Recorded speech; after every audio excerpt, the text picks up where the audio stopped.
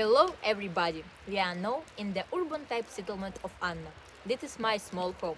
Very talented people live here who can make works of art with their own hands, which have been stored for many years.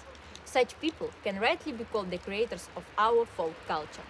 And all the works of folk art are stored in the Anninsky Museum, which I suggest visiting. Today we will be able not only to look at them, but also to touch them. Follow me. The creation of folk dolls in traditional costumes of the 19th century of the Voronezh province is still popular. A feature of this costume is a checked skirt. It used to be considered that the larger the square, the larger the plot of land. Rich people wore large checked suits, while poor people wore small ones. The headdress is called soroka. The creator of this doll is Svetlana Bachurina, an employee of the Anninsky House of Culture. There are also real costumes from the 19th and 20th centuries. The first costume is made in a modern style, which seems very neat. On the second suit, there is embroidery and a catch characteristic of the 19th century.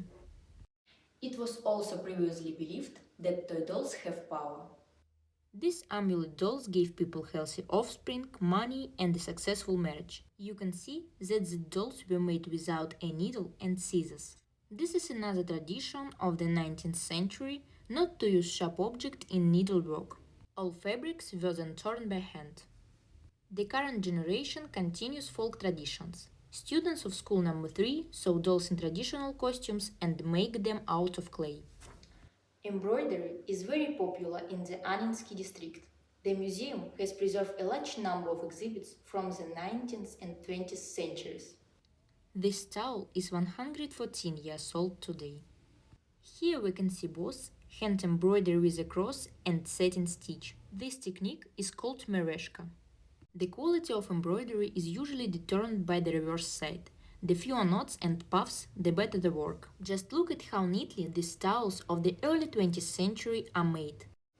Now let's take a look at patchwork carpets. Previously, such carpets were made because it was cheap to sew the remnants of fabric together. Now, such carpets are created just because it's beautiful. There are also carpets made on the loom.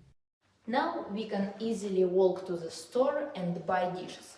Previously, people didn't have such an opportunity and they made dishes from improvised means. Clay pots are still being made today.